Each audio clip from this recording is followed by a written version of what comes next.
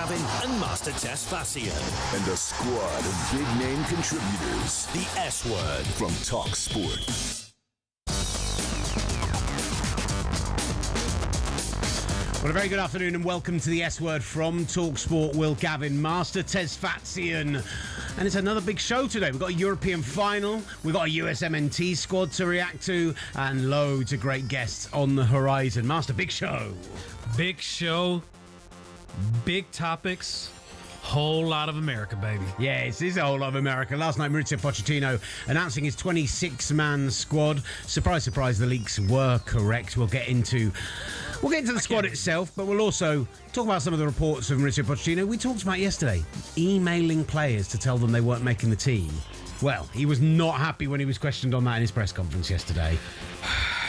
We've got 2 more months of this thing, and then he can finally go. That sigh means everything. The former USMNT midfielder Carl Martino will join the show. I will also be heading over to Leipzig, where talkSPORT's chief football commentator Sam Matterface will join us ahead of Crystal Palace against Rayo Vallecano. And the news broke this morning that Nuno will be staying at West Ham, despite reports this week saying he could be out of the door. We'll speak to Dan Lawless to find out more. Plus, Tom Bogert. What a show we've got coming up. Bogert bombs. He will recap. He's the one who actually broke the news about Pochettino informing the players via email. We'll get his thoughts on the U.S. men's national team, and he's also a big Knicks fan, so I'm sure he's a bit delighted in New York City right now. It's a wild place to be in this moment. All that and so much more coming on the S Word.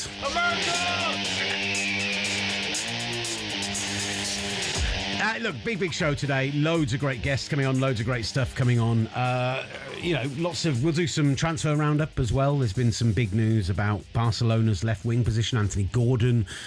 Barcelona now in talks with Newcastle about him. Obviously, Marcus Rashford and Julian Alvarez previously mentioned at that position. Somewhere Arsenal are trying to refresh and get somebody in for as well. So we'll get some transfer news into the show as well. But let's kick off with the squad announcement. The US men's national team unveiled their 26-player World Cup roster in New York as excitement builds ahead of the team's opening game against Paraguay. It's not been all plain sailing from Mauricio Pochettino, it's fair to say, as his squad was leaked over the weekend, as well as the fact that he emailed the players who didn't make the squad. Before we give our reaction to the squad itself and a little bit more about Pochettino, let's hear what he had to say when he met with the press yesterday. Come on. How I grew up in my country, football is about to do everything to try to be in the roster. If I don't know the roster, I need to think in like now. Until to the one day before, things can happen. They need to be ready because maybe we can call. That is the sport. That is football, that is soccer, and we cannot change the rules. Mm-hmm. Party, please. And that doesn't mean that we don't care about because we care a lot, we don't want to say nothing to confuse the player. Because if, like when I was sacked, in different clubs, one was in Tottenham, and Daniel, the president say, I want to talk with you. What do you want to talk about me? If you sack me, you talk before to sack me. No, after. When you made the decision, I have nothing to say. I don't want to hear nothing. If I understand the player, they didn't make the roster, they don't want to hear me to say, apologize, what I care. Do you know why I care? Because during 2 weeks I didn't sleep. And today, still I cannot enjoy the 26 guys that are in front of me because I am thinking in players that are out. That is about to care. It's not to call. Because if I call, it's about myself. I say, I call, I am very human about calling and then giving explanation. Come on, that is...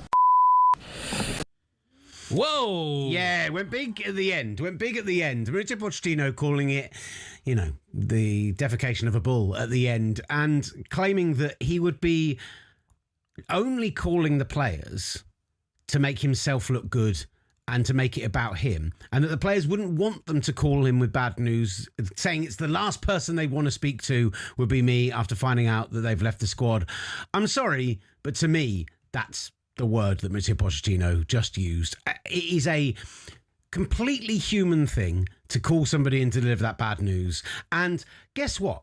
if one of these players who's left out, and we'll get into the people he's left out, if Diego Luna or Tanner Tessman or one of these guys is needed to come in before the World Cup, during that emergency call-up period, a player gets injured, suddenly having to call a guy who you didn't call to tell him he's out of the squad and be like, oh, by the way, can you come back? They're going to say yes. Of course they are. It's representing your nation in a World Cup.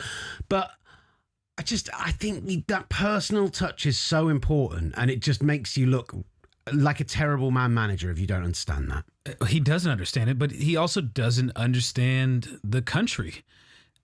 The thing I kept hearing in this entire clip that we just played, in my country, from my perspective, all I kept seeing was a coach that cannot see beyond himself. And that is the biggest issue with the Mauricio Pochettino era for the U.S. men's national team. He's consistently thinking about himself and talking at everyone else, whether it's the players, whether it's the fans, whether it's the country, instead of talking with us. And that's what we needed more than anything else during these last couple of years, is someone to help us, guide us, to help elevate us into the next stratosphere that we hope U.S. men's national team can go in, having the World Cup in our backyard. But instead, Pochettino is stuck in his own ways, isn't trying to understand us, and is continuing to belittle us with each step that he can and every moment that he can. And this press conference, in my own opinion, the BS that you talk about was the BS in terms of his approach. You can't act this way and expect people to buy in. Period. Whether it's the players, whether it's the fans, nobody can buy in when you're not giving them the common decency of reaching out and letting them know, hey, I appreciate everything you've done. Diego Luna, you've been one of the most capped players throughout this entire World Cup tenure during this whole entire cycle. Unfortunately, you weren't able to make it. Here's the reasons why. He'd be the third most capped player in this squad if he was picked. That's not insignificant by any stretch of the imagination. Huge amount of experience. And again, we can talk about what these particular decisions mean, but it blows my mind that you have a player like Tanner Tessman who doesn't get in, who started the last 6 games for the USMNT. And I know the performances haven't been what people want, particularly in those friendlies, but you're taking a guy who's been your starting player alongside Tyler Adam in the middle, and you've just gone, not only am I not going to play you, but you're out of the squad entirely. I just don't understand that. Even if there is the fitness concerns, as he's been shut down for the final couple weeks of the season, he's still someone you should at least bring on and see his fitness levels and see what's available, because, you know, midfield was once a position that we thought we were very deep in, and without Tessman, with Johnny Cardoso's unfortunate injury that he had at Atletico Madrid, and without Yunus Musa, who didn't make the roster either, all of a sudden, now you're looking at this midfield wondering, you know, who are all the other options? They're talking about putting Gio Reyna potentially as a defensive midfielder. Mm-hmm. Like it just, some of these equations in the midfield simply just do not make any sense to me. Gio Reyna is a wild one to me. Like, he's just not worked. Borussia Mönchengladbach. Like, it has been a bad transfer. He has been poor at club level for the last 18 months. It's fallen apart. You can predate beyond that. What was he? Remember, he was at Nottingham Forest, and that didn't work out. Like, Gio has all the talent in the world. He's only 23 years old. At Borussia Dortmund, we saw the flashes. Then he gets a loan to Nottingham Forest, feeling like he wanted to be at a bigger club. That was disastrous. Only 9 appearances there. Then he goes to Mönchengladbach, and you almost forget that he's there. 1 goal in 19 appearances since he's been there in 2025. Like, Gio is... I saw him in Nations League a couple years ago in Vegas in the final against Canada. And that first half, it was the Gio Reyna show. And he was absolutely tremendous. Then he suffered an unfortunate injury right after and was on crutches. But you continuously see the potential. You see the ability. But what good is the ability if it's not on display both in club and on the national team level as well? It's unfortunate because there's other guys that have shown the capabilities and ability, like you mentioned, Diego Luna, who's given everything he has. The Diego Luna thing's wild to me because, like, they leave both those Real Salt Lake players out, and Diego Luna and Gonzalo Zago as well. And listen, Diego Luna in particular is a guy who is still young but has been capped, say, second, third most times on this team, and is a face of the US for this World Cup. You know, we've got Knicks fans still celebrating outside of MSG after sweeping the Cavaliers, who are still celebrating 3 days later. It's not unlike the scenes outside the Emirates. And they're celebrating in front of a huge billboard featuring Diego Luna, and 5 or 6 streets up the road on floor 17, they're having this huge celebration of the 26 men picked, and Diego Luna's not in there. He's in World Cup adverts of like an imagined world where the USA are facing Brazil in the final, and the player they're focusing on is Diego Luna. He doesn't make this squad, and I think that, okay, you shouldn't pick somebody because they're the face of the team. You shouldn't pick somebody because they are a talisman. For so many years, as English fans, we complained about people being picked on reputation instead of on form and quality.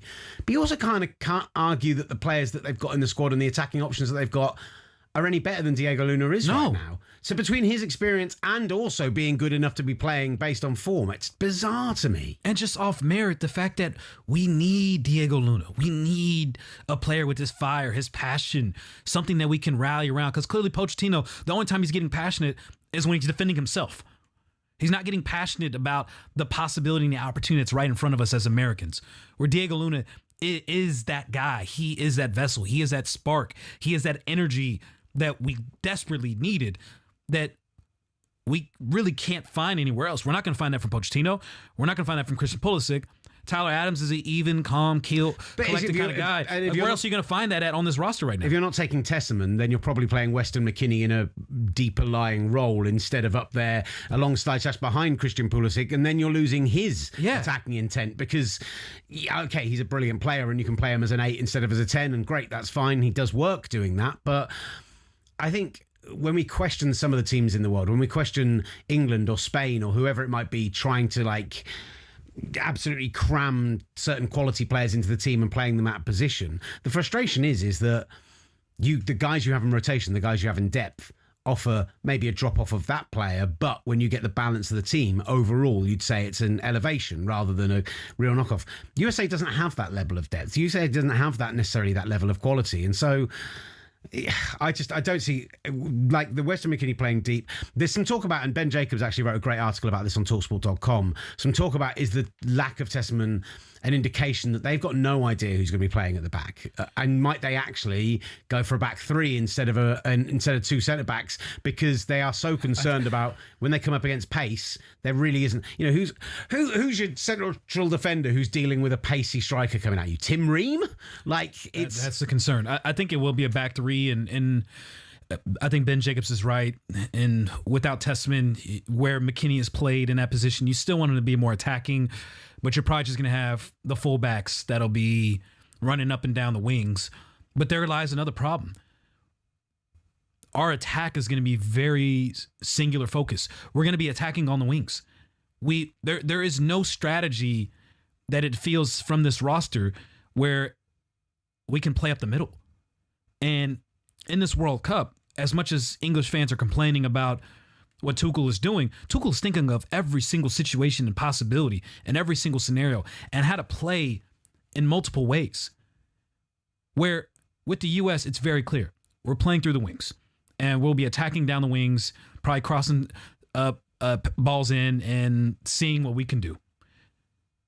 If there is a team that we come across that shuts us down and forces us to play through the middle, we're in deep trouble. Because I just do not see with this roster how well we can perform when that scenario is brought up against us. And another scenario too, considering how thin we are at midfield, what happens if Tyler Adams, God forbids, gets suspended on yellow cards?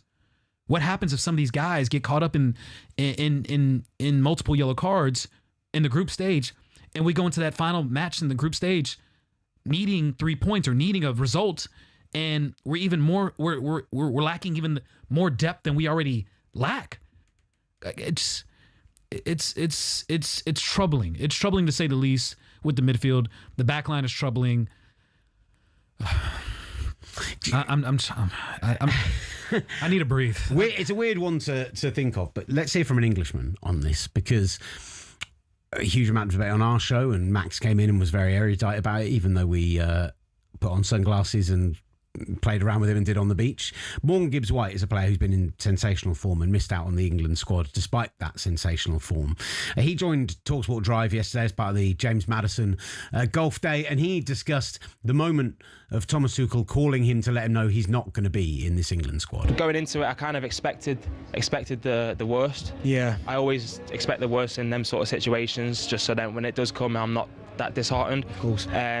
Obviously, when you find out the news, you're disheartened no matter what. But yeah, you as a football player, you try so hard for these moments because they're just. When you retire, you're going to look back and miss out. You're going to really miss out on these moments.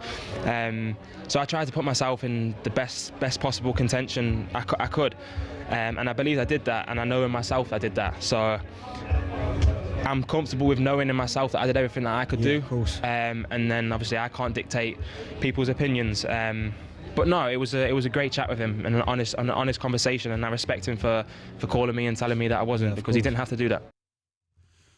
I mean, arguably the difference is as much as Thomas Tuchel is a man with international success, a man who clearly has not experience necessarily of cutting players from a squad for a major tournament up until now, but certainly the experience of dealing with top players. Thomas Tuchel has signed a contract, an extension to at least through until the end of the next Euros. Pochettino not being bothered about how the players respond to this and saying they wouldn't want to talk to him and it doesn't matter anyway, all further screams of the idea that he's not going to be there in 2 months' time. What gave it away? When he was going to Tottenham. That's one of them, Champions definitely. League matches. Was it all the rumors that he was, potentially being involved in different managerial jobs, not just this summer but past summers as well? What gave it away is lack of investment, lack of commitment, lack of passion. The simple fact that he's leaving off Diego Luna, who has more passion about this team, this club, this nation than Pochettino does. I think it says it all. Interesting message coming in on the chat on the S Word. If you go to the S Word on YouTube, you can find us on the talkSPORT YouTube page or on the S Word's own YouTube channel. Message coming in from Joseph saying, "Morning boys from Los Angeles. If you put Luna and Tessman in the team, who are you taking out?" I'm not even saying necessarily in the team, I'm saying on the plane. Well, in fact, just so you know, we've got some great guests coming up today because we're going to be speaking with a former US MNT midfielder nonetheless, and we are going to be talking with one of the best men to cover the game. Carl Martino will join us as well as the US MNT and MLS insider Tom Bogert as well. So we're going to have more conversation about this coming up a little bit later in the show. To answer that question, though, Gio Reyna, yeah, I think you could take him off, and we have 10 defenders on this roster, so let's be honest. Like it as questionable as some of these center backs are that we're talking about here. They're clearly is you can make an argument of taking one of those off for Tessman and for Diego Luna. So I think there's two easy solves right there in terms of being able to find room for them on this roster that unfortunately Pochettino didn't do, and we're gonna have to defend our tails off with the players that we have, and it may be some ugly 1-0 matches or 0-0 or 1-1 matches. But at that point, then what was the point of getting rid of Greg Berhalter? Because that was the biggest complaint we had as Americans, was Berhalter played a boring style of play, but it got results. Essentially, that's what we're begging for that now. We are hoping that we could get Greg Berhalter style results in this World Cup. 1-0 to the USA, 1-0. You're desperate for it. we brought in Pochettino to have a more open style, free flowing, attacking style, being on the front foot style of play, and I don't think we're going to get that. Sorry, I misspoke then. 0-0 to the USA, 0-0. That's what you were desperate for before. Fly, Eagles, fly. Listen, we've got loads to get into. We will cover this more off with Tom Bogert and with Carl Martino later in the show. We're also going to get the latest ahead of the Conference League final. Sam Matterface will join us from out in Leipzig as Crystal Palace face off with Rayo Vallecano. And up next, we reported on a story earlier this week that Nuno Espirito Santo was out of the door already. Well, it appears there has been a U-turn in East London. Why has that happened? Dan Lawless will join us up next here on the S Word. Around here, we only use the F word. talkSPORT presents The S Word.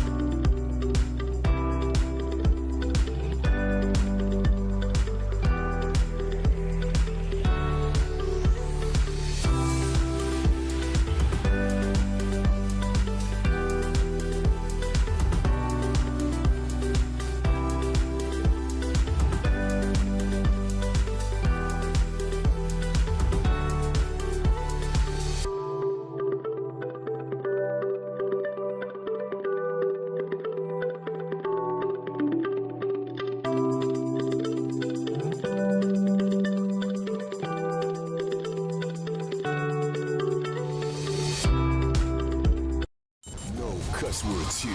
Just 2 hours of full-on football dialogue. Every day. talkSPORT presents The S Word. You're back with the S Word here on talkSPORT. Will Gavin, Master Tesfatsin alongside me. He's cheery today. He's in a real good mood. Let's move on and talk about something other than the... Please, I mean, we're going to be talking about all day, but I need a palate cleanser right now. Give me... I need a palate cleanser. How about a really disingenuous statement from the Lewis family about finishing 17th, the approach to running the club, and saying that they're going to rebuild Spurs, reinvest everything else. We might get into a bit of that later because I've just been reading this during the break, and Anyone sacked or no? Doesn't smell good from here. Was anyone sacked or no? No, nobody sacked at this moment. Let's put it that way. So yeah, keep checking us out on YouTube at talkSPORT S Word. You can find us on Instagram and X at the same location. You can get in touch on both those channels. DMs are open if you want to get involved and get onto the show as well. But Master, now it is time to talk a bit more West Ham. We thought maybe West Ham was done for the initial postseason conversation. We knew that, or expected, that Nuno Espirito Santo would leave. We were going to start a speculation about who's to replace him. I went to bat quite hard for Scott Parker earlier this week in a clip you can still see on our social media channels. And it all turns out that a U-turn has come. That the West Ham board, after days of disagreement, have switched and decided that Nuno Espirito Santo will be staying. They put out a statement earlier today. Understanding is that he particularly has the backing of Kretinsky, the other half of the ownership group right now. And it just brings into question more about the power struggles at West Ham, about what this board's going to look like starting the new season, about who's going to be involved in the ownership. And well, a man on the inside who we spoke to ahead of their relegation this past weekend was excellent when we spoke to him then. Hopefully he's picked himself up from this past weekend and is looking forward to the future, is the brilliant Dan Lawless. Dan, how are you doing, brother? Yeah, not too bad, not too bad. Slowly getting over it.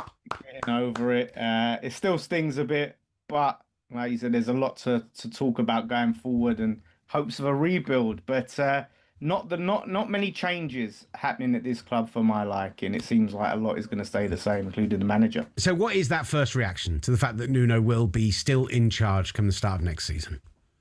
So my immediate reaction was disappointment because, you know, I'd lost all faith in Nuno. After the Newcastle game, that was the final straw, you know, when he decided to play a formation that we never win in, a defensive formation, that back five, in a game that we had to win against a team that near enough always beats teams who play a back five. I'd lost all faith in him, and I was hoping for a fresh start. So there was disappointment.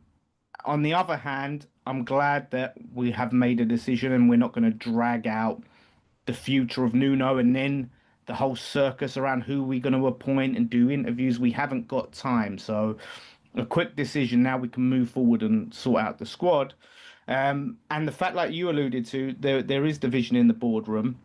It's reported that Sullivan wanted to keep Nuno. So anytime Sullivan loses a battle at this club, I'm in favour, and hopefully it's a sign of him losing a little bit of power to Kretinsky. But overall, we're still a mess, whoever it is. But Nuno's got a long way to go to win back a lot of these fans and convince us that he's the right man for the job.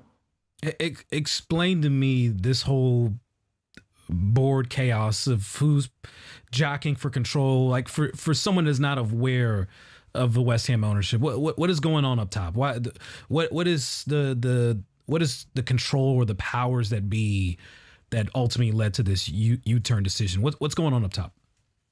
Yeah, so Sullivan's been the majority shareholder of the club. He bought us with David Gold, who passed away. Now his family own his shares. They've slowly sort of reduced the amount of shares they own. We had Kretinsky, the Czech billionaire, come in and buy some of those shares, and increase his shareholding over time to the point where he's going to be equal power to David Sullivan. So now, where before it was David Sullivan as the majority shareholder, his word goes. Now he's having to contest with someone who's equaling his stake, and that obviously creates division. And that's the one thing is for us, when you have two people running the club who constantly disagree, that can just drag out decisions that need to be made. The club's moving in multiple separate directions. We saw it at, when it did the transfers, we had Moyes, Tim Steidson, the director of football, and Sullivan all picking players and getting involved in transfers. And it's never a good thing. You need one vision. And that's the problem. And I just hope it is a sign of Sullivan pulling back and losing power and eventually going. Because I'm seeing this from the outside, and I'm reading all the stories and the hit pieces on Nuno right after relegation was confirmed, and it all seemed but inevitable that if you drop something like this, it's probably coming from someone up top to inevitably sack him or part ways with him. And then to see this U-turn, for me on the outside in, I don't know if do you feel more optimism now? Because I'm looking at it as someone as a neutral, and I'm just thinking there's more chaos now than there was a couple days ago.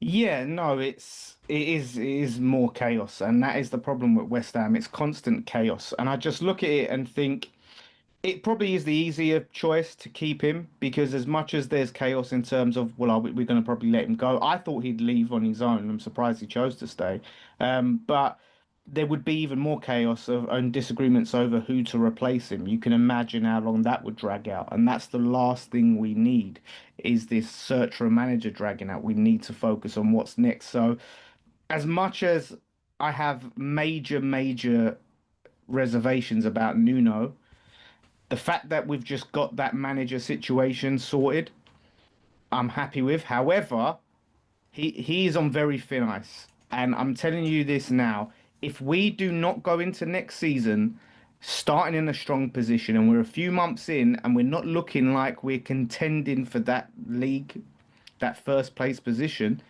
he needs to go. We need to make quick, decisive action. I'm not giving him time. He has to hit the ground running, no excuses. Scott Parker on speed dial. That's what I'm saying. Have it ready to go.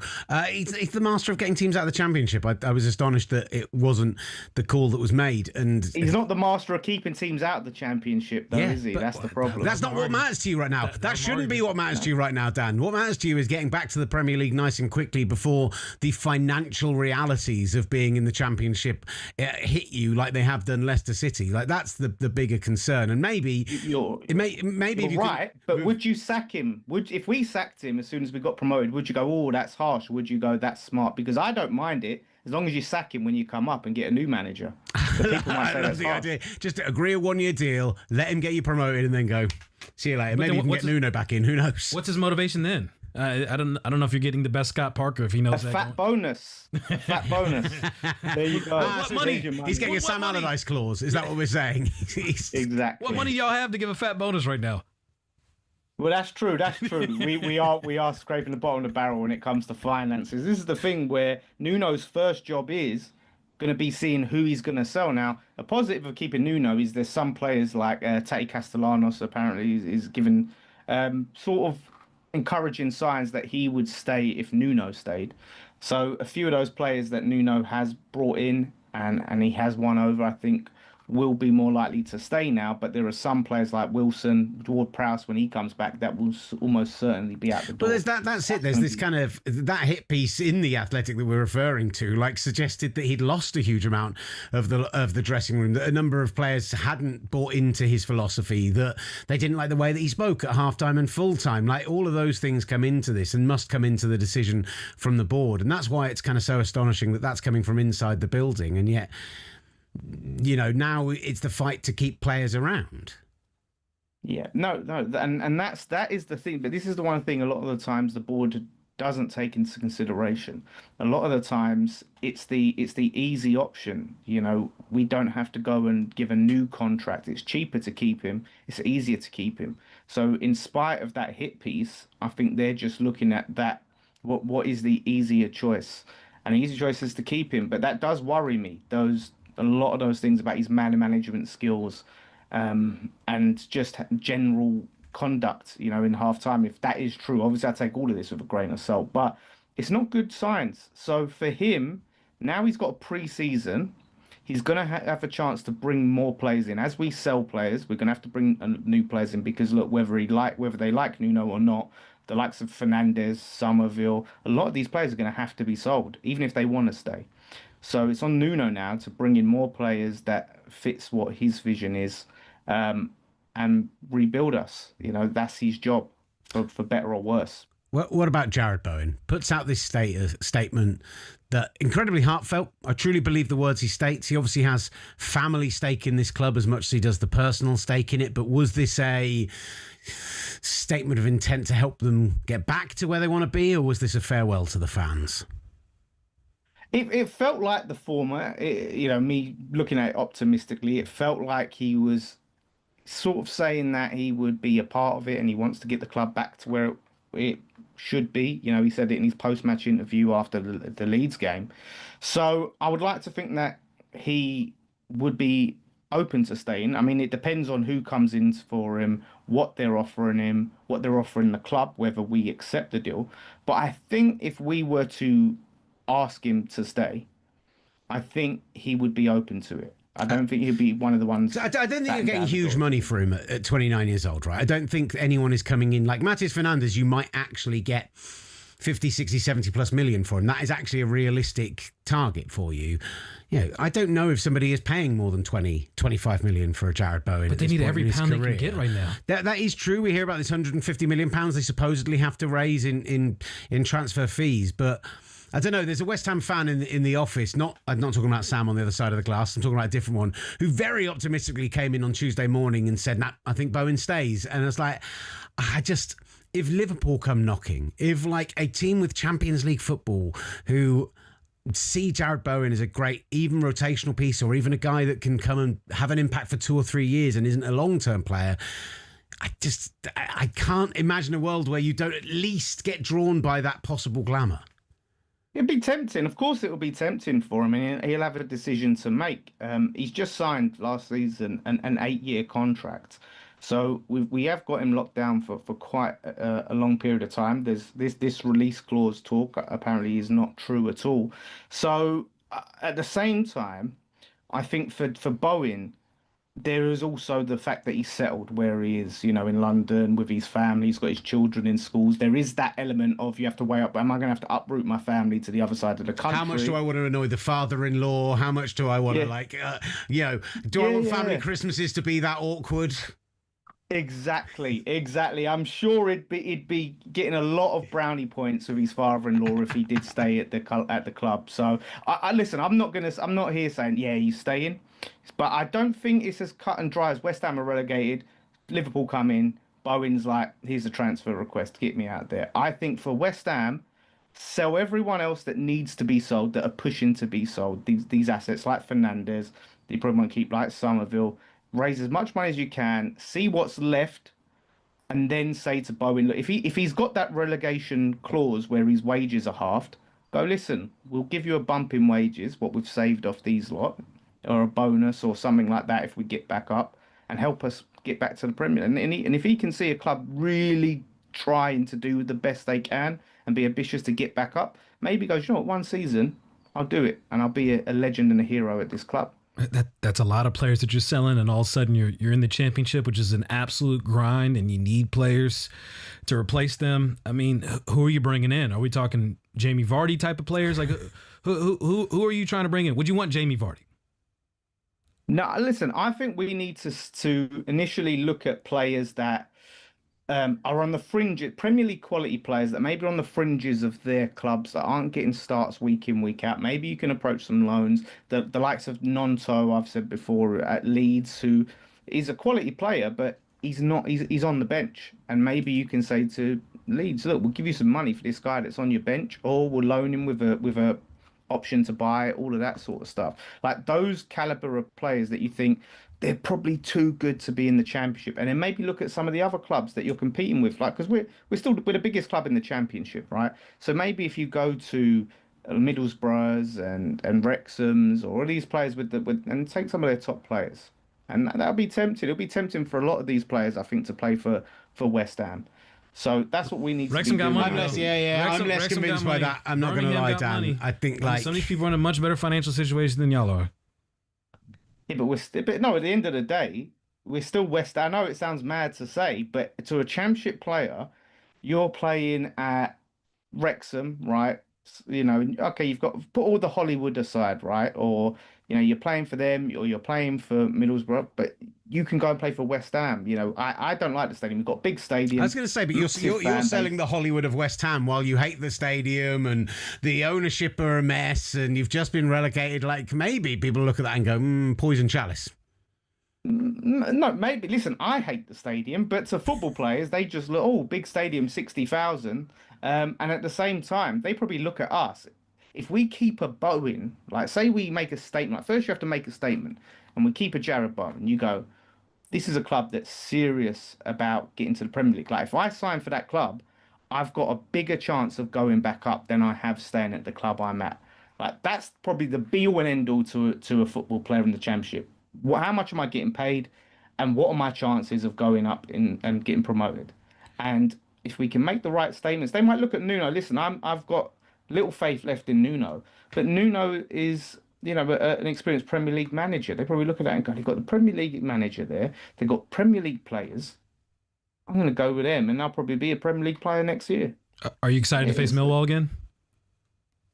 What's that? Are you excited to face Millwall? Oh, Millwall! I'm excited. That is the one thing I would say, like having your proper derby. Because listen, like if Spurs got relegated, you would laugh. But if it was like 20 years, 50 years since you played them, eventually you would miss the derby. Like, and I miss the derby. Like he doesn't want it for 1 year. This guy's an Arsenal fan who wanted Spurs to stay up because he didn't want to miss the derby. So it was a win regardless. I'm not gonna lie. Yeah, like it's gonna have some edge to it. Hopefully, it's not gonna be like the last time we played and it doesn't get out of hand. But at the same time, it's going to be an exciting game, I think, to look forward to. So that's a little plus point of going down. Dan, really appreciate your time. Thank you so much. Some light at the end of the tunnel. Some real positivity from Dan, I have to say there. Shockingly. Like, nice to hear a little bit of that, even if we're maybe not fully on board. But he's more positive about West Ham than about U.S. men's national team. That much is true. Yeah, we need some beam of positivity in the show today because there is some the vibes in this room. It's sunny outside. We're going to go for beers. It's going to be a great time. I thought we were doing it tomorrow. Yeah, maybe. We'll see. Maybe we'll do both. Who knows? Still to come on the show, we are going to talk some more USMNT because we have former USMNT midfielder Carl Martino during the show. But up next, we turn our attention to the action in the Conference League final. Your favourite tournament? Hey, it's a huge deal for Rayo Vallecano, for Crystal Palace, a chance at European glory. It's live on talkSPORT tonight, and our lead commentator will join us up next. From kickoff to the full-time whistle, talkSPORT presents the S Word.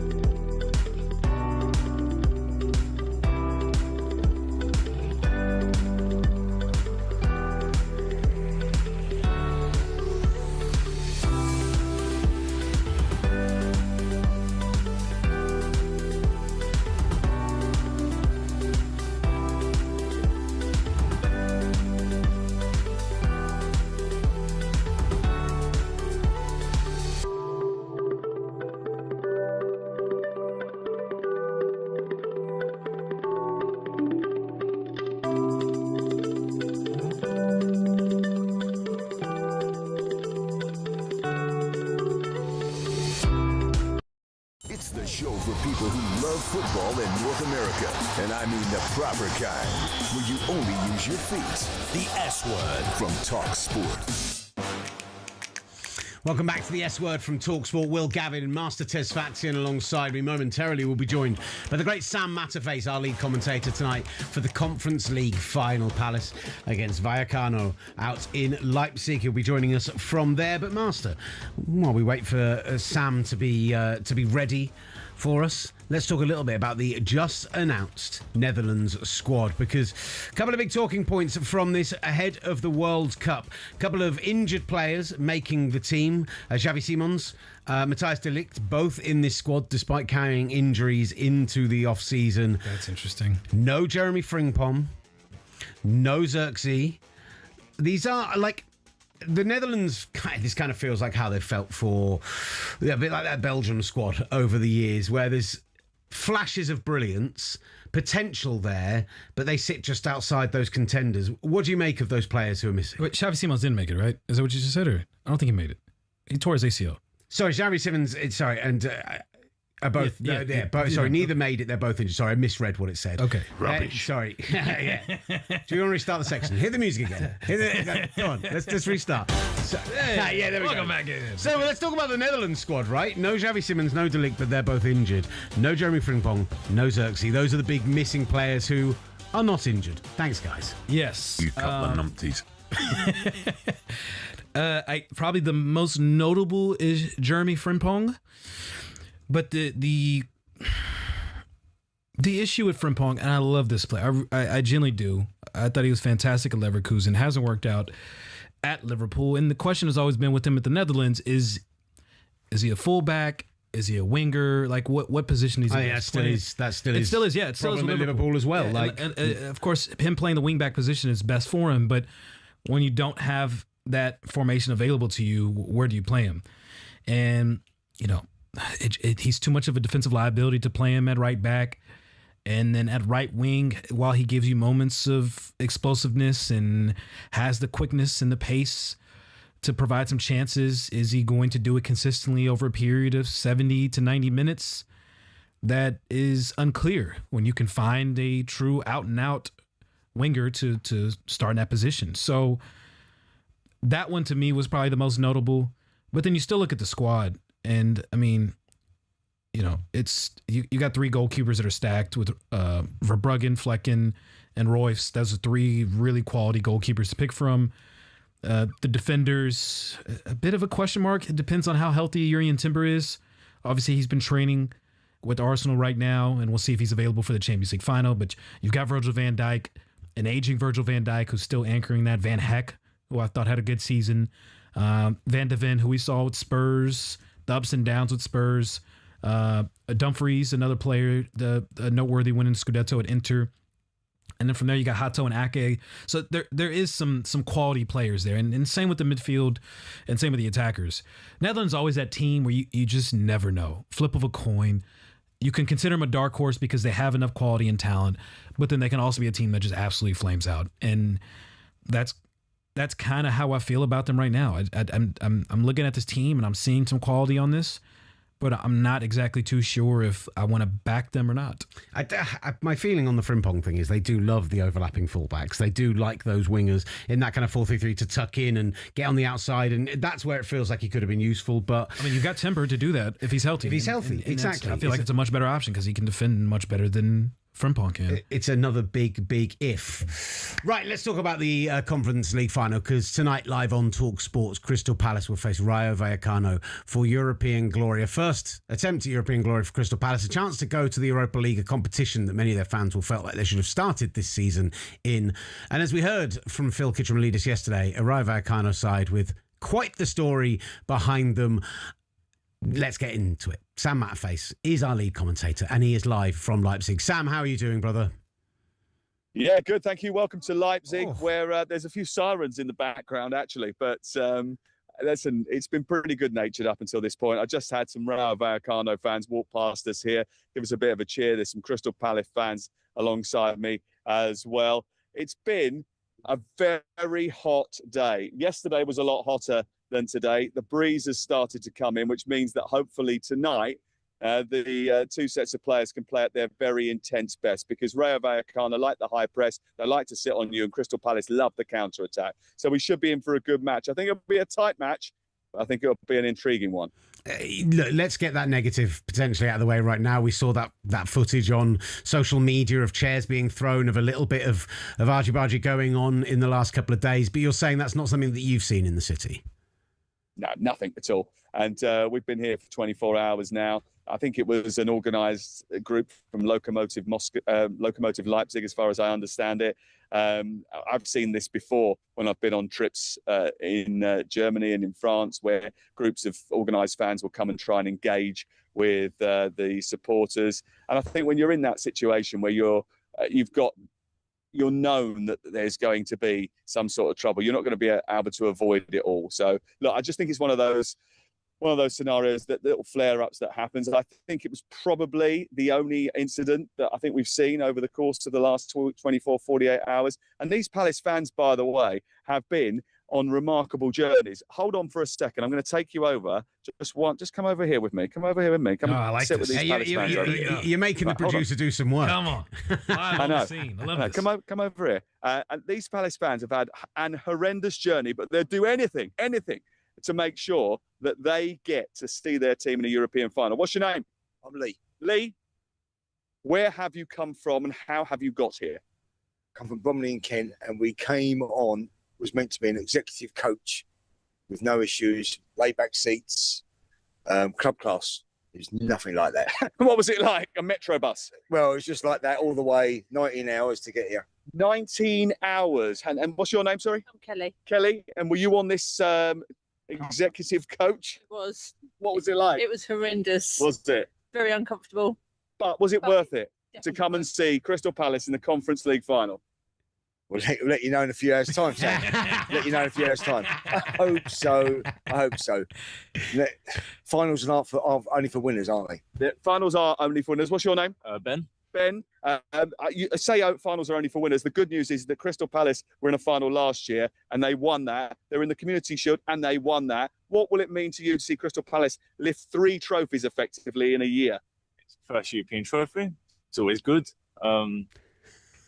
Finally win a trophy after so long, such a quick span. Yeah. It's great. Have you been on a lot of European trips over the course of this season? What we done? The only one we've done away was Strasbourg. Oh yeah. You're in a cage. We was literally in a cage. That's another not good one, is it? I mean, I went to Bosnia. That was quite fun, even though there was a bit of animosity at the time. We've done all the home ones. Strasbourg was the only away one we've done before today. Seemed like in hindsight it was a bad choice, because the ticket prices are really cheap to follow your club abroad. Yeah. I mean, I think Strasbourg was about £13. Yeah. But you're literally just in a cage. It was awful, and you come out, you're treated like cats. But today's going to be great. I hope so. We've got good seats. We've got the best seats that we could afford on the side. It's going to be good. It's going to be a tough game. And Wharton's fit, which is good news, we think. He hasn't declared that, has he? We've got a little bit of information on that. I think he's been a bit coy, Glasner, with Wharton and Richards. Yes, I don't think Richards is going to be fit. Not for the full 90. Okay. But I think he played coy. Glasner's last game. It's gonna end in how it should be, shouldn't it? Embrace it. Get down to that square, enjoy yourself, have a couple of beers, enjoy yourself for the rest of the day, because Crystal Palace are in their first ever European final. It's live on talkSPORT tonight. We kick off at 7 o'clock. Adrian's in the stadium with Alan Pardew. I'll be there as well. We're commentating from 8. It could go the whole distance and we'll follow it right to the bitter end. Sam, we loved all of that. That was sensational. Beautiful, beautiful stuff. I do just want to ask you, for your opinion as a neutral in the situation, because we've been going back and forth on this all week. We had a Rayo Vallecano fan on yesterday. Do you think it's an issue that the English clubs are just absolutely dominating these lower 2-tier competitions in Europe as they are? Get out of town. Absolutely not. I love it. It's great. Keep it coming. Can you explain, at least as you are on the ground? Because I've been to some of these knockout stages in the Conference League, and the atmosphere, the crowds, the passion is tremendous. What do you think the split is right now between Rayo fans and Crystal Palace fans? What does it look like on the ground? Half and half. It's as big for Rayo Vallecano as it is for Crystal Palace. They've never won a major European trophy. They've never won a trophy in their career, Rayo Vallecano. And you've also got to remember the fact that they've only ever, Crystal Palace are in their first campaign. This is the second campaign for Rayo Vallecano. The reason that the English teams are dominating in the tertiary and the secondary European competitions is because they are stronger, fitter and sharper. They've got the better players, they've got the bigger resources. The physicality of the Premier League is a different level to the other leagues in Europe. Now, Spain is the one that can hold a torch to anyone. They've played 24 finals over the last few years. Spanish clubs, they've won 23 of them. The only exception to that was Chelsea beating Betis in this competition last season. Now, do I expect it to happen again? I do. I expect Crystal Palace to win tonight. I want Crystal Palace to win tonight because I think, one, it helps going forward with the coefficient. It means Palace play Europa League football next year, so we get another team in Europe as well, and it just That's exactly what we need. The strength for the Premier League. Another European team. I'm here for it. Sam. Well, hold on. The other solution is Rayo Vallecano win, and they get 9 teams in Europe. So then the Spanish teams dominate. I mean, so bearing in mind where I will live and work, I'd rather it was the Premier League. Yeah, it's becoming a super league. The monopoly in terms of the financial aspect of it, like La Liga has dominated Europe because of tactics and their ability to in 90 minutes being able to come up with an unbelievable strategy and some of the best managers in the world that we've seen here in the Premier League. Whereas with the Premier League, since we've gone to the Swiss model, it's really they can just outspend everyone. That is the reason why they have been despicable. That's it. They've been outspending everyone. That's it. It's a monopoly. Doing down Unai, doing down Oliver Glasner, who are doing sensational work at these clubs. I think tactically Pep Guardiola might have something to say about that. So does 115 charges. Well, they're not resolved yet. Yeah, we'll figure out this summer. But point being, I'm personally rooting for Rayo. I am. I think it's a better underdog story. Oh, yeah. I think it's a fantastic story. It's good for football in general, not just for Europe, but just globally, as we talk about the underdogs and the morals and the integrity that everyone loves throwing around the World Cup when the Americans get involved. Who thought the American would be going after the capitalists? The English are dominating and becoming Super League giants. You throw all the morals out the window and you want to throw all these trophies around. Let's give the underdog a chance here. Okay. This is an American Arsenal fan we're talking about, Sam. This is unbelievable. Sam, look, listen, I can't wait to get to the World Cup. As you well know, I think I'm there in this time next week. I'll be there in the United States of America, getting ready for England's 2 warm-up games, which I'm very much looking forward to. I can't wait. And I tell you what, I wonder if an underdog will win that or whether it will be one of the big spending, most established nations that go on and lift it. We'll find out because every single game is live on talkSPORT. And listen, all we can ask for is the same reporting that you're doing right now. Tremendous. That's a tremendous work. I'll be there for you, boys. I'll be there for you. When you head to Fort Worth, when you head to Dallas, the man next to me he's going to get you around his mum's for some Eritrean food, apparently. So we'll get you set up. Don't you worry. Dallas. You'll spend a good buck. You'll spend a good buck on some barbecue. Bring out all the finances and all the legal jargon you can. I got some spots for you. I promise you, I will bring you Alex Crook's wallet. Brilliant stuff. Sam Matterface, excellent from you. Enjoy the game tonight. Wonderful. The wonderful Sam Matterface joining us on the S Word here on talkSPORT and just going rogue. Just deciding he's just going to go grab some fans, get us some live voxes. I absolutely love that. Do you know what he did there? He went, I've been on H&J already. I've done talkSPORT. I'm coming on another show. Let's do something fun. Let's do that. And that's what this show should be. That's what the S Word is. Let's have fun. We're supposed to celebrate the game. Let's celebrate with the fans. With that being said, we're going to talk more about the USMNT up next because Carl Martino joins the show. It's just immediately going to bring Master back down. Great second hour coming up. We're going to have a transfer roundup and we'll be talking a little bit USMNT, MLS and the World Cup, of course, here on the S Word. America! Big name reaction from both sides of the pond. The S Word from talkSPORT.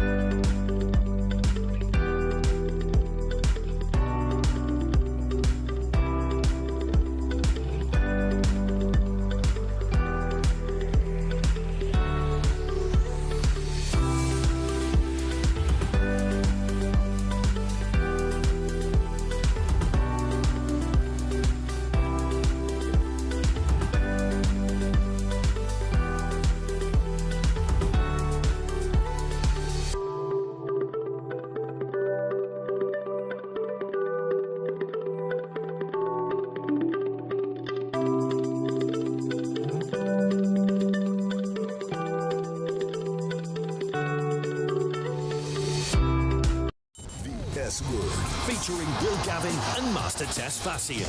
and a squad of big-name contributors The S Word. from talkSPORT.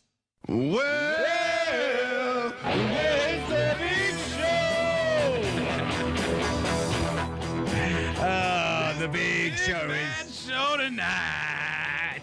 the mighty S Word here on talkSPORT YouTube, on the S Word YouTube channel, and across all those wonderful social medias that you're seeing to Master's left right now, Instagram, X, and of course on YouTube as well. Get involved in the chat on any of the topics we'll be discussing today. We are just waiting on our next guest. Hour 2 is going to hit like a big choke slam. Yeah, I mean, are you ready for it? Are you ready for it? That's the question. Ready for the big bad show tonight. So coming up momentarily, we'll be speaking with, we've just had Sam Matfett on, who was brilliant. Tom Bogut will join us, the MLS and US MNT insider. We're going to have a transfer roundup. Enzo Fernandez, Anthony Gordon, Julian Alvarez, also the latest on Elliot Anderson, all potentially on the move. And then later this hour, Carl Martino will join us, the former US MNT midfielder.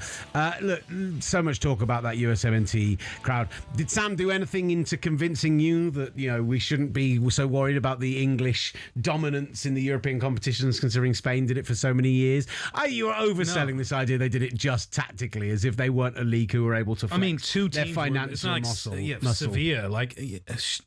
I love this reasoning. At least he was honest. It's good for England. It's good for him. That's and also Sevilla did it with the same manager who did it with Aston Villa. So it's got to give them different some ball props games for financially. what they do. La Liga's never had, outside of two clubs, the financial capacity and the rights that the money that they get from international rights as the Premier League does. So when Southampton, who was relegated last year, is making more money than most domestic champions do in Europe, I mean, I'm sorry. It's not a fair fight.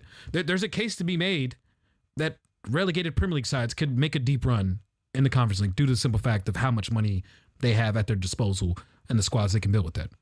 I'm not so convinced when it comes to the teams relegated from the Premier League this year. But then, Dan Lawless, our wonderful Burnley fan, a wonderful West Ham fan, felt differently. They could attract the top tier players. I mean, they did win the Conference League, so it's. I'm throwing it out there again. I'm not knocking Crystal Palace. I love Crystal Palace. What a great organization, great club. It stands for so much that I personally can align with. And I wish them nothing but the best tonight. And if they win, it'd be a tremendous story of a great way to cap the Glasner era, getting into Europa League, winning 3 trophies in a year. Tremendous, tremendous story. But I'm not buying it as the underdog story that everyone wants to make it out to be, as they tend to do with English clubs that have all this money at their disposal. Let's talk transfers, because some big moves on the horizon. You want to keep talking money? People trying to get, absolutely, but people trying to get stuff done pre-World Cup, because if you don't get it done pre-World Cup, that money can only go up and up and up with a bunch of these players we're going to talk about. And let's start off with an exclusive from talkSPORT's Ben Jacobs today, that Enzo Fernandez wants to leave Chelsea this summer, signed for just a little north of £100 million off the back of winning the last World Cup. Of course, the Chelsea vice-captain is no longer looking to agree to a new deal and will explore his options, having seemingly waved goodbye to the fans following Chelsea's loss to Sunderland on the final game of the season. There is talk about Real Madrid as a possible landing spot for him. Javier Pastor has been in contact with the club. They are still in the move for the likes of Rodri as well, desperate to try and reinforce their midfield. I think the first interesting thing here is that, okay, Chelsea's squad is ridiculous and bloated as anything could be, but you'd think that someone like Xabi Alonso coming in, his first thing should be trying to lock down those leaders, those stars, those guys who he thinks he can build a team around. And I'd argue Enzo Fernandez is that kind of player. And yet apparently Xabi Alonso coming in, not enough for Fernandez. He wants European football. I mean, even before Xabi Alonso was announced, Enzo Fernandez was in Madrid probably more than he was in London, spending time with Real Madrid players. It's very clear Enzo wants out. Either whether he wants to play Champions League or he wants to be in a culture that best fits him and suits him, whether that is with Real Madrid. Fights on the training field, shade thrown on social media, presidential campaigns, Jose Mourinho. It's not like, I just don't see the appeal of going to a Real Madrid right now. For him, going to Spain, being at arguably the biggest club in the world, regardless of how chaotic it can be, how worse of a chaos can it be for him? I mean, he goes to Real Madrid and there's chaos. Would you rather be at Real Madrid with chaos and Champions League in the biggest club in the world, or would you rather be at chaos at Chelsea? I don't think it's a net neutral situation. I could see how a player like Enzo would want to go to Real Madrid. Also with Man City, Enzo Maresca's there. Probably the biggest concern is seeing what happens with these 115 charges if that does come down this summer, which all the speculation seems to be, as it has been the last couple of years, that maybe we're finally coming to a resolution here and that there could be a ruling happening this summer. So that remains to be seen. But it's clear Enzo wants out. He's had enough of Chelsea. He's made that pretty much very clear in his actions. And now with Ben Jacobs' report, it's all but confirmed. And I don't think there's anything Xabi Alonso can do to save that. And more so, I don't know who else could be leaving. I mean, could Cole Palmer be next? Well, supposedly there's two untouchable players. That's the claim. And they are Cole Palmer and João Pedro. Those are the two players that they want to build this team around. They're the two players that they've told people absolutely not. Barcelona have been in for João Pedro. We're hearing Barcelona linked to absolutely everybody, like they're the early days of Man City or the Roman Abramovich Chelsea, where it's just like as if they had money to throw around. With what money? Very much know that Barcelona don't right now. They're linked with Julian Alvarez, who we'll mention. They are linked for with 100 million. With Anthony what money? Gordon for what 70 plus million is the conversation. They are being talked about as a possible landing place for João Pedro, although they don't want to sell him. You'd imagine that would cost you upwards of £100 million. What on earth? Unless you're talking about Barcelona moving on from one of their superstar players and one of their young superstars who they can recoup money for, basically Lamine Yamal, then they're never going to be able to raise the funds. Like Rashford, Not at this point. Rashford is just a player that makes sense for them because he's going to be available cheaper. He's been there already. There's a deal in place which they're now trying to renegotiate. Like, I honestly, this feels like, you said this to me earlier, this feels like a big old PR exercise from those in Catalan. In a similar way, we used to always see Manchester United always attached to transfer news, and that was a way to drum up interest from agents and sources trying to bring an appeal. If Man United is involved, then other teams would jump on board, even if it was accurate or not. Barcelona's name keeps getting thrown in these situations, and I think it truly is coming from Barcelona because, hey, we went for the best players possible in the summer window to try and improve our attack, but we decided that Marcus Rashford was our best option. Supposedly they have actually talked to Newcastle. Like, that is a conversation that has been had, which is an advance on everything else, which is just speculation that they might be interested, and yet still feels disingenuous because I don't understand where £70 million is coming from. I mean, we saw the similar situation with Nico Williams last year and all the hoops and parameters they had to go through and issues of registering players straight up before the deadline of the summer transfer window. It's a disastrous situation that Barcelona's been in for the last couple of years now. But it will soon end because now they're finally back in their stadium. Surely it's not at full capacity yet, but once the upper deck is filled out and they finally put the roof over that thing, you're talking about over 100,000 people, every single home match, the amount of revenue that will generate, their financial situation will improve. I just don't know if this summer is the start of that increase in revenue just yet because they didn't even play a full season at their home stadium. So, again, this is still a temporary moment, and I think Barcelona just needs to remain financially flexible and be as frugal as they possibly can and not mortgage their future. Utilize supposedly the best youth academy in world football, which has delivered them some unbelievable talents like that. As it has with the Spain national team, as 8 players from Barcelona on the The big question mark will be how are they going to compete in the Champions League unless they go out and make a splash? How are they going to compete with Bayern? How are they going to compete with Arsenal this season? And they've come close. They've been close. With not this year, but last year against Inter, that incredible second leg that we saw that, if some of those shots, instead of hitting the post or the crossbar and some incredible saves, if those go in, we're looking at Barcelona being in that final last year. So they're on the cusp of making a deep run and potentially making it to a Champions League final. It's just, I think more so tactically, they're playing with that high line and they're playing with fire, doing that high line. And it's a make or break situation when you're playing that kind of style of play that, truth be told, in Europe, the best managers will exploit that, as they have, and that's why Barcelona, unfortunately, has not found themselves in a Champions League final, or hasn't won the Champions League in quite some time. So, but they at least have enough players through their academy to see this through. I don't think Gordon makes sense there. Anthony Gordon at Bayern Munich. I know English fans have a hard time wrapping their heads around when Harry Kane went there and then Elise went there and now Anthony Gordon going there and the Vincent Kompany effect of all these players going there. But if Anthony Gordon goes to Bayern Munich, I mean, that could be a very dangerous addition to their squad. And suddenly that could be a move that could get them into the Champions League final and potentially winning the Champions League again. They have a very established three, right? With Luis Diaz, with Harry Kane, with Michael Elise. Like, it's a lot of money, 70 million plus, 75 million plus, to spend on a player who you're bringing in for some, versatility across your front three, your front four. And Anthony Gordon has played as a 10 and he's played off the right as well. He's done all of that. I feel like he's a player who, in that Bayern side, he's going to have to press. They're the highest pressing side in Europe this season.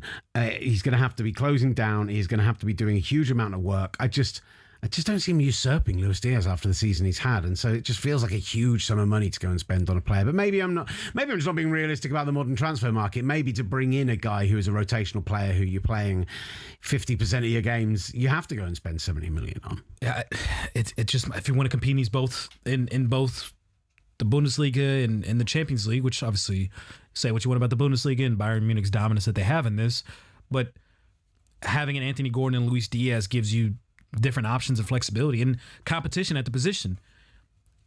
Who knows, coming off the World Cup with all these matches and games that all these world-class and international stars have had to play, you almost need to be too deep at every position. And a club like Bayern Munich clearly sees that and identifies that. I just hope this doesn't take away from the fact that they also need to find improvements defensively as well. Because as much as you enjoy that first look against PSG, defensively, there were some lapses that Bayern Munich had that had they had some better pieces there with the very aggressive attack press that they have, maybe they'd be in the Champions League final right now in Budapest instead of PSG. So there's other areas in which Bayern Munich can improve, and I can understand the logic of people saying, should they spend that money elsewhere? But I think Bayern Munich will find a way to address that as well. Let's talk about Julian Alvarez while we're here as well, because Atletico Madrid drop on the final day of the season out of the top three into fourth position.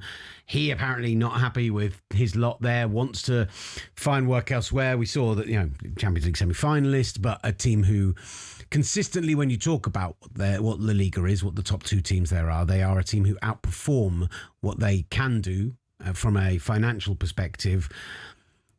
If Julian Alvarez is looking to take a step up to a team looking to compete, then there's not a huge number of landing spots for him. Again, Barcelona have been one that's mentioned. Again, I don't see where the money is.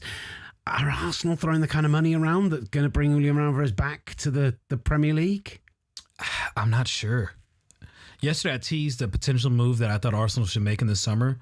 And then upon further review, which is why I had to let this thing cook in the oven, despite having record amount of revenue, they still have to make the permanent transfer move for Piero Nkapie, which I believe will cost them, £52 million.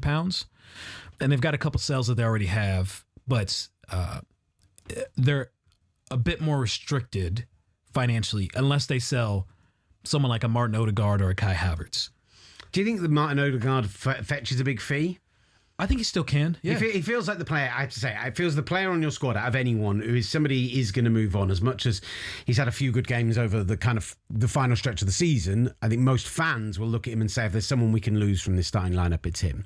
I think Odegaard is an option to look at. I think Gabriel Martinelli is another one as well on the left wing. He's been a bit of a reserve here in the run-in with Leandro Trossard starting on the left wing. So I can imagine someone like him, is happy in that role and wants to play more minutes and wants to be in a starting 11 somewhere in Europe. So I think those two guys provide options to give more financial flexibility to make a run for a Julian Alvarez or someone else. Or Bradley Barcola has been another name that Arsenal's been rumored to be involved with as well, potentially on the left wing. So it's last summer they went with the idea of Berta wanted depth, and they chose to spend the money prioritizing depth, despite Arteta's desire for a Benjamin Sesko or an even Alexander Isak, who I wanted.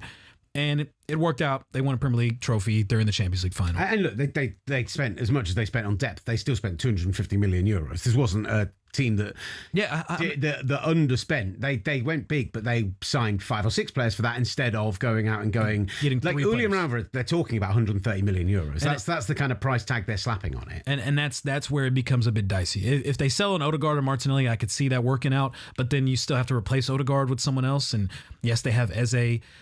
You bring back Ethan Nwaneri, who was on a loan spell in Marseille, which is a club in chaos. I feel bad for him. Is that someone you play there? At the, someone that can play in the 10 spot? Do you bring in someone else? Is there a cheap midfielder that you can find that can spell for Eze? That's the juggling act that they have to figure out. But thankfully, they have the depth to figure this out, and hopefully they can find the financial flexibility to make a big splash. I think the thing for me with Arsenal is I still think of them, and maybe I need to adjust my thinking on this. I still think of them as being not the team that go and make that splashy signing, not the team that go, here's 100 to 150 million to go and get the best player available. They did with Declan Rice.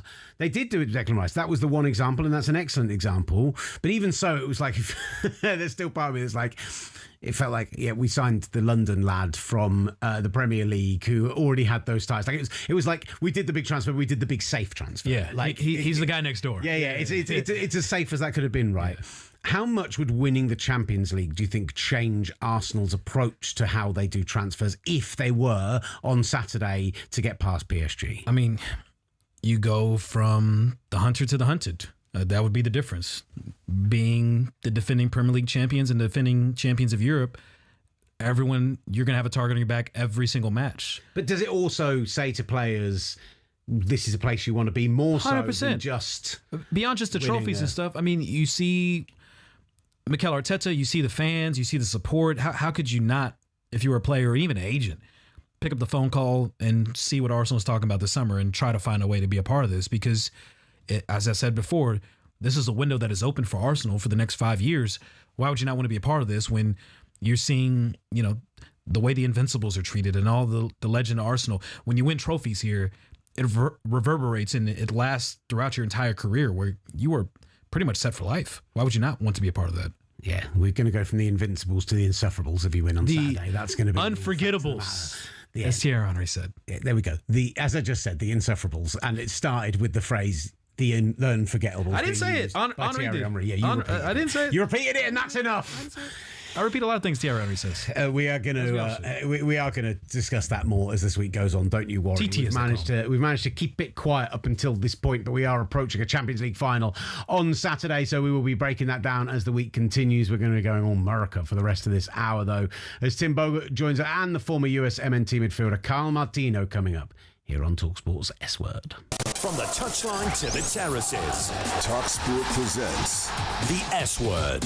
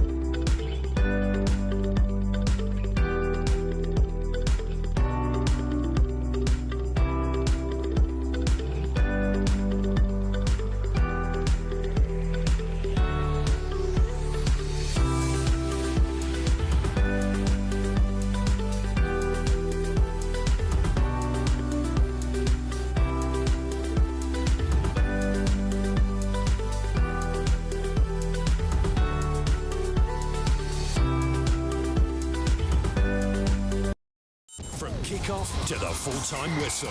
Don't say the S word. Say the F word. Football. The S word. From talkSPORT. Welcome back to the S Word with talkSPORT. You can find us on the talkSPORT YouTube channel or on our very own S Word YouTube channel. Head there and subscribe now for the very best content from the show. No Petey Pablo, Gabs? We are going to be here every day, Monday to Friday, up until the World Cup. And then during the World Cup, 8 a.m. Eastern, 7 days a week, delivering you top-tier analysis, great guests, all the way through until the final and hopefully beyond. I'm Will Gavin, Master Tisfatzian alongside me. Master, we've had a fun last kind of 45 minutes or so. Are you feeling a little bit more buoyed than the way you started? I thought that's why I was teaching Gabs about Petey Pablo and the North Carolina Raise Up USA version. I need that in my life. All right, for this hour. And I'm having to teach the kids, the youths out here, about proper Southern hip hop. So when I hear that Petey Pablo, hopefully we'll before the show ends, my morale will be lifted. But our next guest as well will help it, hopefully lift my morale. I like the idea that you say that because he's talking on a topic that really didn't lift your morale to start the show. Absolutely not. No, he didn't. Again, I'm trying. I am grasping for straws. You are normally the beacon of positivity. You are normally out there thrusting your light into the world, and right now, my American brother is feeling a little bit down about what we've seen in the last 24 hours from his nation. The USMNT did announce their squad for their host of the World Cup this summer. Question marks over the selections, but also over the breaking news that yesterday that Mauricio Pochettino did not call the players to let them down if they were missing the squad, but sent them an email. He reacted in that press conference. In an email! Pretty vehemently, or at least he spoke then into a microphone in front of people. And one man who I know will have been absolutely all over this, the mustachioed wonder, the USMNT and MLS insider, Tom Bogert, who joins the show now. Tom, how you doing, brother? What's going on, fellas? Hey, Master, I know that you're down. I appreciate you hedging with hopefully I'll make you feel better. I'm going to do my best. I don't know if you will, because Bogert, if I know you, you hardly ever make me feel better. You come with the facts, you come with the reality, you come with a nice cold bucket of water. Listen, Knicks fans and Arsenal fans, I get it. We're two of the same.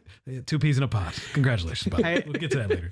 Look, have you been out on the streets of New York at that announcement, sweeping all over the place, climbing up on billboards, getting involved then? It was at MSG yesterday, taking pictures and selfies and sending them into group chats. I'm sure you got to be thrilled right now. The delusion of finally making it back to the NBA Finals. Coming from a guy who waited 22 years to have to win a Premier League trophy. Tom, were you even alive in 99? I was 4, so I wasn't cognitively alive. That's how I like to say it, that we haven't been to the finals in like my cognitive adult life, my cognitive life at all. Well, congratulations on that one, sir. And, and on some great news reporting over the last 2 days. I mean, he's one of the best in the game right now in the U.S. and globally as well. So all kudos. One of the best reporters in the game. As somebody who was involved in that, news of Mauricio Pochettino and the emails and everything else, how do you respond to the way he responded in the press conference yesterday, which is, to be fair to say, the back got up a little bit? Yeah, I appreciate that he was fiery. I appreciate that he defended his position and gave real rationale. I still disagree with it. I do want to be clear. But he kind of sat up there and I thought he was going to deflect, or I thought we'd get a PR answer, or I thought we'd hear something. And he was like, no, like, this is why I didn't do it. I was a player in 1998, I just missed Argentina's World Cup squad. I didn't want the coach to call me. He even kind of went on like a tangent of like, hey, I told Daniel Levy at Tottenham, like, if you're going to fire me, don't just fire me. I don't want to take a meeting. I don't want to talk about it. I don't want you to tell me why you're firing me. If you're firing me, just fire me. He's like, the players don't want to hear from me. I don't know if that's entirely true. I want to be clear because some players, sources told me, were seeking explanations, particularly some of the ones that maybe were carrying injuries or potential issues. But I digress on that. So I will give him credit for kind of putting 10 toes down and really explaining it. While I disagree with the rationale, at least he did that. Like you guys know, with England, Thomas Tuchel, he's not exactly known as a player's manager, arm around your shoulder. We're all in this together, right? Not the warmest human being you've ever met in your life. No, he's not. This man called everybody who was in a camp under him that did not make the squad. And Mauricio Pochettino was like, no. And the way he framed it was like, if I do that, I'm making it about me because I'm trying to show I'm a good person. Again, I disagree with that, but like at least he had a complete rationale and at least he defended it. That is the one bit of the rationale I have to say I did kind of understand. No. It's like when people go on social media and start like issuing their kind of, hopes and prayers and views on things that don't necessarily involve them. You're making it about you, not about. But he's making it about himself. But I disagree on this. No, case. he's talking. He's at the center of this. He's making it about himself. He talks about, in my country, this is what we do. When I was a player, this is what I wanted. It sounds like a guy who was defending his own decisions rather than trying to understand what is best for the players and what is best for this country. And as much as I don't like to be a Greg Berhalter apologist, at least that's one thing he did was actually try to understand the players, and that is clearly missing with Mauricio Pochettino. And that some of that is by design. Like what he wants is competition. He wants you to earn your spot every day. He would not answer a single question about any of the players who were not on the roster. And again, I didn't love that, but he said, hey, all I care about is the 26 guys here. If I start talking about who's not here, that's disrespectful to them. So that's kind of something that I agree with him, though I would have liked to hear more from him. But Master, to your point, I don't know how many times in these press conferences over the last few months in particular, where he'll be like, where I grew up in my footballing country. And he keeps on saying it like that. And at some point, I think the fans are going to get annoyed. Like, all right, man. Yeah, no, we're not Argentina. You're not managing Argentina. You're managing the United States. Can you care a little bit more about the culture here? And that makes it sound like the American players are soft, which they are not. Like, I think that if you were the Argentina manager, you should call guys who have been in camps that aren't making the team. You talk about Greg Berhalter, Master. Ricardo Pepi took the call, and when Berhalter said, you're not on the roster, he hung up. And then Berhalter called him in a couple months later. Like he didn't hold bad feelings or whatever, right? But like that gave Pepe a moment to say, all right, I'm going to take control and hang up the phone or whatever, right? But like the rest of the guys are just left guessing. I talked to people kind of around the team. Nobody knows what he's going to do pretty much at any time. And that is something that is a feature, not a bug with Pochettino and his staff. It's not a good feature. It's not a good bug. It's not a good feeling. And that's why I'm not... I have been optimistic this entire time as they screwed up the whole Greg Berhalter situation. Even when they spent big on Pochettino, the whole Copa America, Pulisic not participating, the Gold Cup, not taking it as seriously as they maybe should have. I still had optimism because I think Winston Churchill once said, America will eventually do the right thing when they run out of options. And I just felt like... I never thought that Master would be the guy quoting Winston Churchill on this show. That was I'm fantastic. not gonna lie. That was fantastic. I just felt like at some point it would just happen in a culmination, a moment would happen because people like me and you have cared about this moment and really wanted to make sure that we can maximize this and truly let the sport live out in the proper right framework that it deserves as the host nation. But you sound like you want Mauricio Pochettino to call you and break the squad news, let alone the players themselves. I just want Pochettino to care. Like, stop going to Champions Leagues with Tottenham and going on your little song and dance and these little fake interviews and all the rumors last summer, whether they were true or not, of him, being in the running for these different club managers. Like, it just felt like he has never really been invested in this project. Yeah, and I get that from the outside, and I will say that like he does care deeply. Particularly, he's a really competitive guy, and again, while I don't agree with everything he does, like he shed tears when they lost the Gold Cup final. Like U.S. Soccer released like inside the locker room stuff like that, and again, obviously, it's coming from U.S. Soccer, so that has to be okay. But U.S. Soccer does really well at that of trying to show like locker room access as much as they can, and like he desperately cares, particularly when he's with the group. It's just between those times, he's made it clear. I don't call players between camps. We don't need to talk. We don't need to be friends. And I think that's disrespectful to the club managers. I don't want to be overloading these guys with data and calls and everything else. And again, it's a stark difference from the Greg Berhalter era. And I think it comes at different times. When Greg Berhalter took over, he was inheriting a squad that just missed the 2018 World Cup, the disaster that was Cuba, a lot of talented but very young players. He had to rebuild, not just rebuild, he had to build a culture. He had to get these young players going. At 2022 in Qatar, they were the youngest squad at the World Cup. Well, now they needed something different because now this team is in their prime. All that potential has kind of gone out the window. There's not many players who have really advanced since 22. They certainly have not advanced in the way we hoped. Pulisic looked like it the first half of this year. By the way, he took off. He asked to not play in the Gold Cup to keep himself fresh for this European season. And then he did not score a goal in the calendar year of 2026 for AC Milan. He did not look super fresh. So it's really unfortunate. You would have liked to see it for the Gold Cup. Pochettino changes game day rosters. He changes squads. He called up 71 players in the year 2025. it's unfathomable. With those decisions that have been made, with those players in, players out, and you mentioned a few kind of key examples there, how do you think he intends to approach this? Because we've seen so many formational changes. We've seen so many, kind of like Tesserman, who is started the last 6 games and doesn't even get into this squad. Like, how 10 defenders picked? Like, I think we are left with as many question marks about this USMNT squad as we had them before it was even announced. Yeah, I really don't like the balance of the team. And listen, when we're talking about roster snubs and some of these last decisions, it's vastly more important how the top 7 players do than the bottom. That's not groundbreaking news, but I just kind of want to help reframe this conversation when we're talking about snubs. That being said, 4 natural central midfielders in the 3-4-2-1, non-attacking midfielders, one of which is Weston McKennie, who I think his best position in this team, in this system, is playing further forward.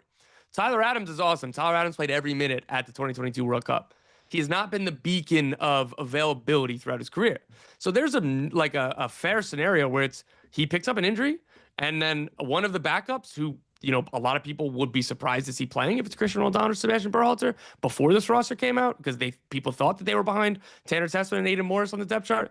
Well, when one of those guys, if they come in for an injured Tyler Adams, picks up 2 yellow cards, the third group stage game, they won't have natural central midfielders. And Poch was like, Anthony Robinson can play there.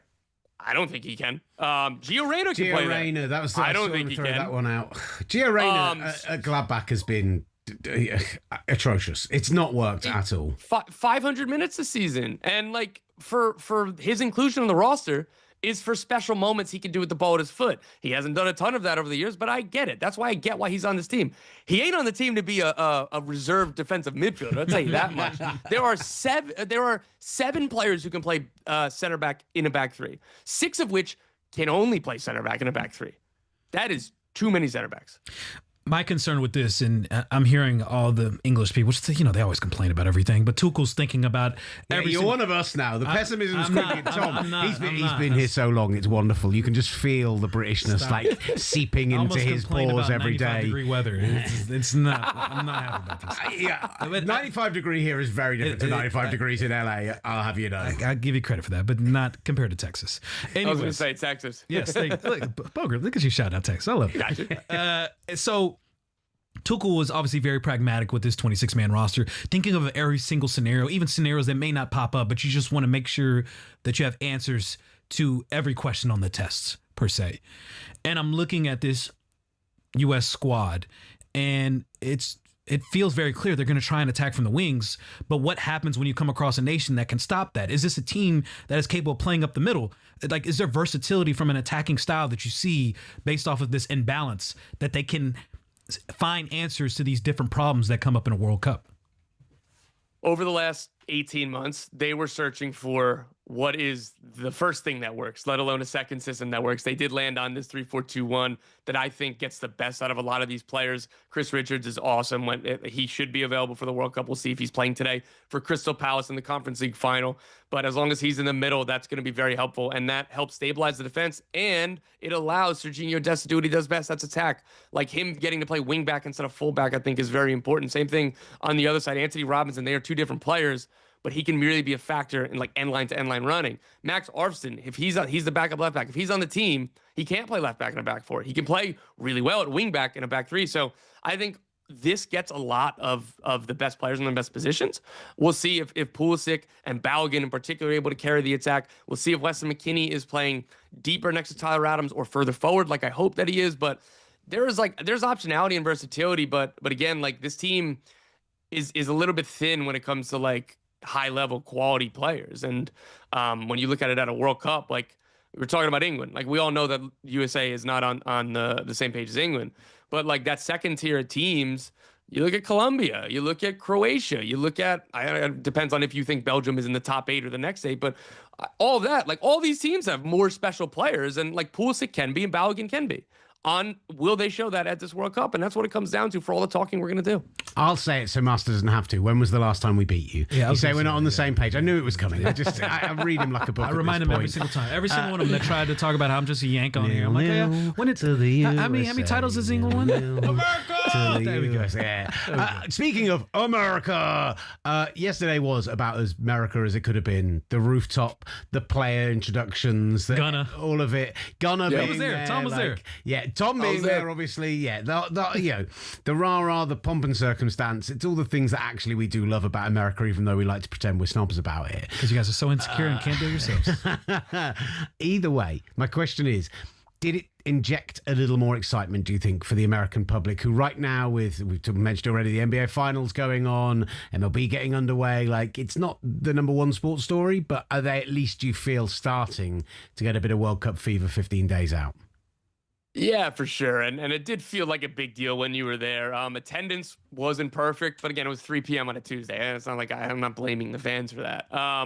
They did good at putting on the event. I'm cynical at these kinds of things and, curmudgeon of like, oh, just announce the roster. Like, we already reported the roster. Like, why does this take so long? But it was cool, man. And like, they really pulled out all the stops, and there's all the sponsors and stuff, the things that have to happen in 2026 or whatever. So my favorite part, I think, was when I was trying to get food somewhere or coffee, like before the event started, and like Wendy's is setting up a tent for a Wendy's lookalike contest, like the Wendy's logo. So I was like, man, this is America.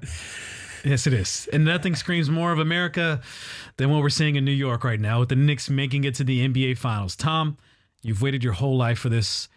How does it feel being in the city during this time? And I mean, the excitement has to be insane being in New York right now, experiencing this moment. Oh, it really is.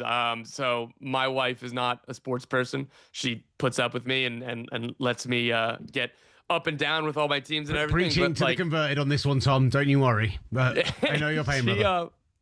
But like, so she doesn't have the framework of like just she'll ask like basic questions about sports where I'm like, oh, I've never really investigated that, I guess. And like, so the finals tickets are insane prices, and the last round obviously too, because we're starved of this, and it's already a difficult ticket to get even when they stunk and they're playing like Sunday afternoon in January against the Pelicans. Those are tough tickets to get, or at least not cheap. So they do the watch parties outside of the Garden. And I was like saying to my wife, I was like, honestly, if we didn't have a 4-month-old infant child, I would be going to that. And she was just like, why? Like, so you would go there, but you wouldn't have tickets to the game, and then what? I was like, that's funny. I guess I've never really had to explain this to somebody who doesn't like quite understand. But she was like, listen, if you want to go to one, you can. But unfortunately, I'll be gone for the World Cup. But listen, this guy was outside the Emirates when they weren't even playing at home, when they weren't even playing. Jealous. When they weren't even playing. Like Tuesday night they play, Wednesday they win the league because of the Man City result, and this guy's out there with supposedly 100,000 people. But do you know what he tried to claim to me today, Tom? And I'd like your perspective on this.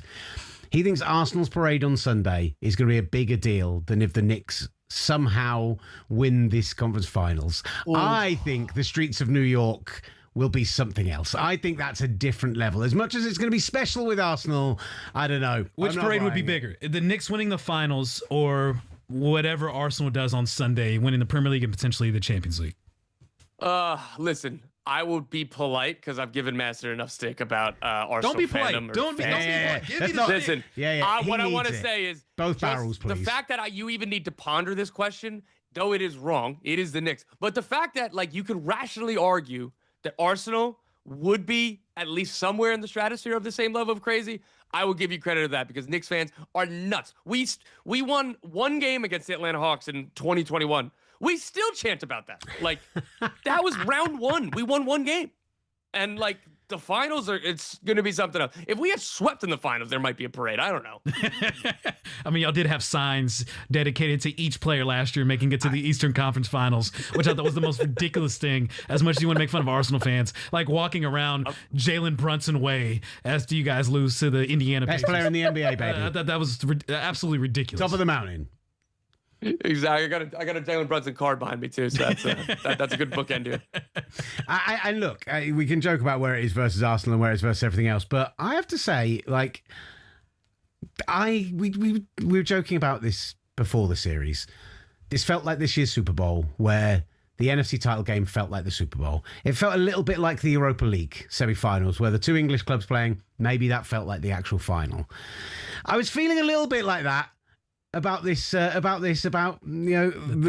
OKC felt like it was the real final, and then when you swept them, then when you won 11 in the row, there's just a little bit of me, Tom, there's just a little bit of me that's starting to maybe believe the Knicks might do something special. And it's the hope is the most dangerous thing. And it's the hope that kills you. And that's where I was at too. I was like, man, it'd be great to get to the finals. Obviously, the Spurs and the Thunder are going to be favorites. And a month ago, I was having a meltdown during the Hawks series of like, all right, even if we get there, we're going to get curb stomped. We're not going to beat any of these other teams. And now it's like, there's a chance. There's a chance. We got that hope. Give me a quick Jalen Brunson before you dip. Get out of here. remember they colluded against the Dallas Mavericks to get Jalen. Oh, God. Here we go. I digress. Get out. Tom, brilliant. Thank you so much. Appreciate you, man. Really good Thank fun. Cheers, guys. Always fun. He's welcome back anytime. Tom Bogert, the brilliant Tom Bogert, joining us here on the S Word from talkSPORT. We may not have Carl Martino coming up. We'll try and get him another day if we don't. If we don't, I've got to pick this man's brains a little early ahead of the weekend. Huh? The S Word with Will Gavin and Master Tesfacion from talkSPORT.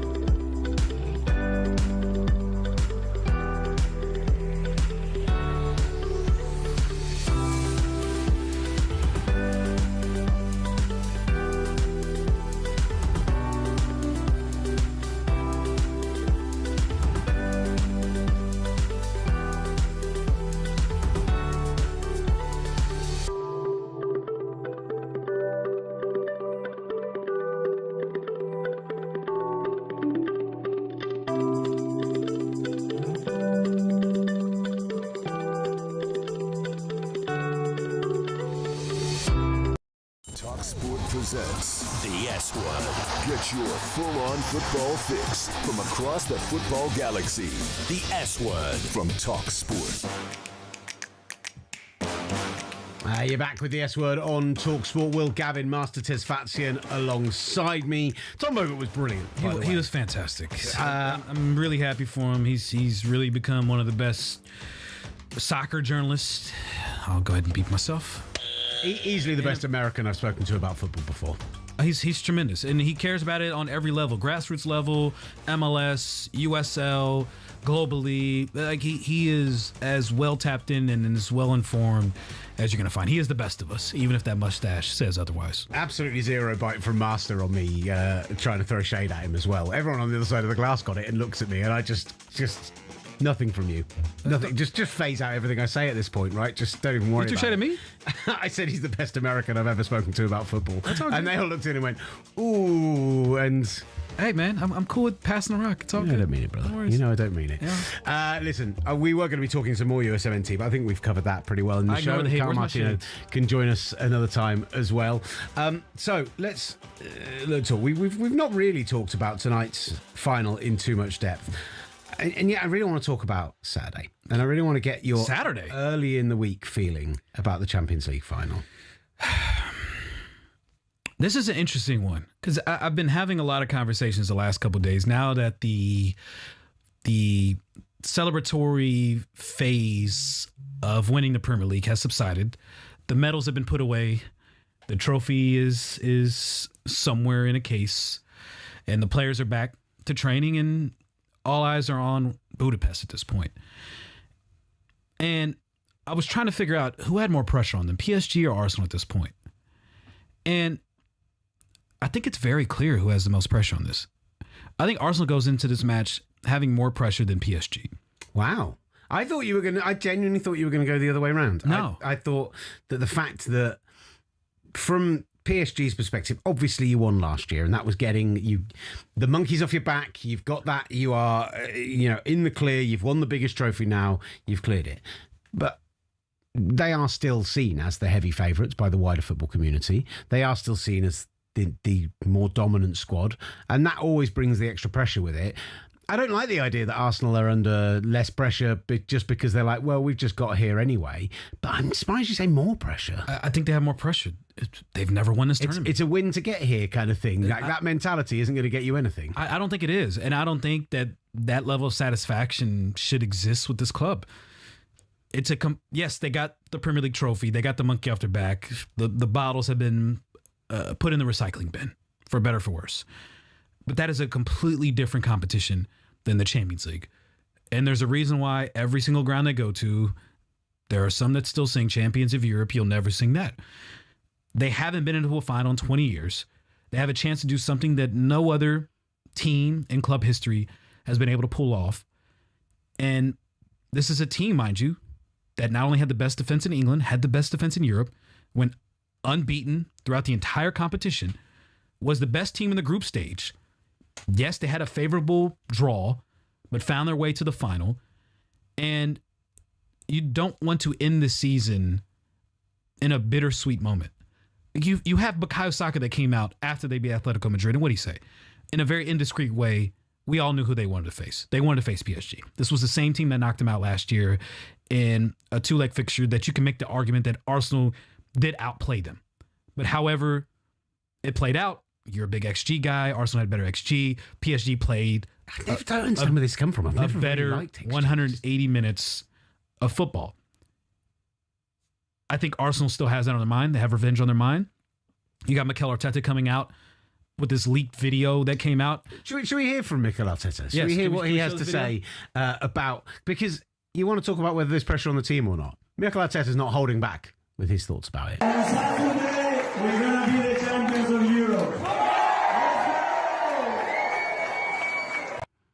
On Saturday, we are going to be the champions of Europe. And don't get me wrong, confidence is key. 100%. You need to go into this game believing you can win. Of course you believe you can win, but believing you will win is not a problem. You don't want to be complacent. You've got to get that mix right.